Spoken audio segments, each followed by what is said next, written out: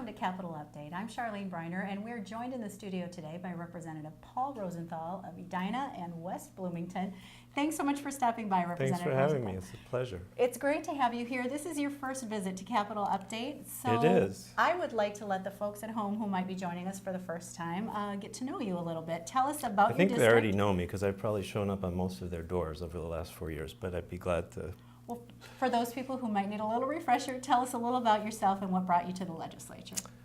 Well, I've been active in campaigns pretty much my entire life. My family was active, so I've worked on campaigns for a long time in various capacities and some volunteering, and it came to the point in my life where I have 2 young sons, and I was getting concerned with the direction of the country and the state, and I decided instead of complaining so much, which was my tendency, it would be a good lesson for them and for me to actually try and make a difference and to not just talk about changing things, but try and actually affect change.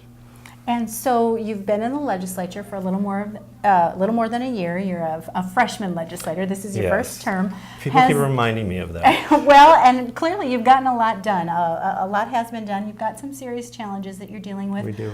But has the reality of serving as an elected official met your expectation? Do you feel like you are making a difference for your constituents? I really do. You know, when I first got here, it was a bit strange. Coming from a business background, the first couple of weeks of the session anyway, I thought we could have been more effective in our use of time.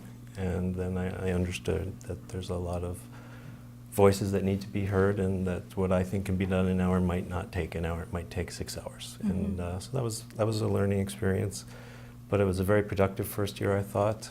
I got a lot of bills passed into law, and we worked on, you know, a variety of issues, jobs obviously being the main one.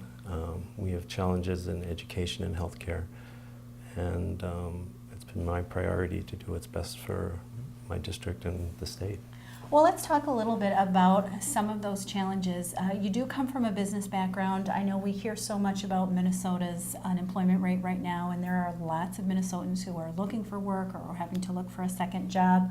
You're a member of a couple of specific groups within the legislature that are focusing on those issues, the Jobs Task Force and the Small Business Caucus. What are some of the things that you're doing to really work on getting people back to work? Well, the Small Business Caucus, as you know, last week we held a press conference, and it's a bipartisan group. We've been meeting for the last few months, and we've identified several areas where we think we can help businesses perform better and sort of get out of their way. And we've come up with 6 different bills that we've decided to pursue for this session, and I'm carrying one of them, which is the Research and Development Tax Credit, which I'm changing from 5% for the first $2 million for a small business owner up to 10%.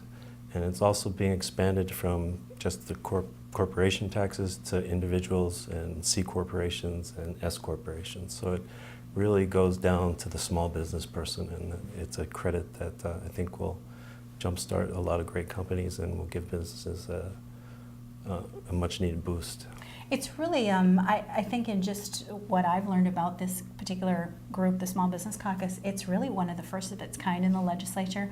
And it is the first time you've really devoted significant attention to what are Minnesota's largest business creators. Most of the jobs in Minnesota are created by small businesses. That's absolutely right. Do you feel like this legislation has a good chance of making it past this session? I feel it has a good chance of.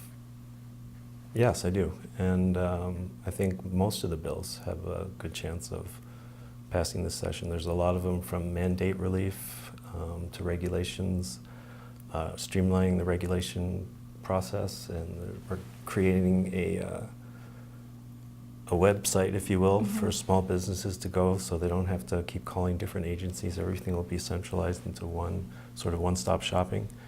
There's the Angel Investment Tax Credit, which I think will pass, and there's a few others that I think have a very good chance of passing.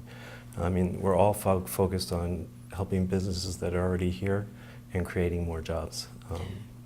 I think that clearly we're going to keep following that, Representative Rosenthal, so we're going to invite you back to talk about small be business happy to. issues. You are watching Capital Update. I'm Charlene Briner with Representative Paul Rosenthal, and we'll be back in just a few minutes.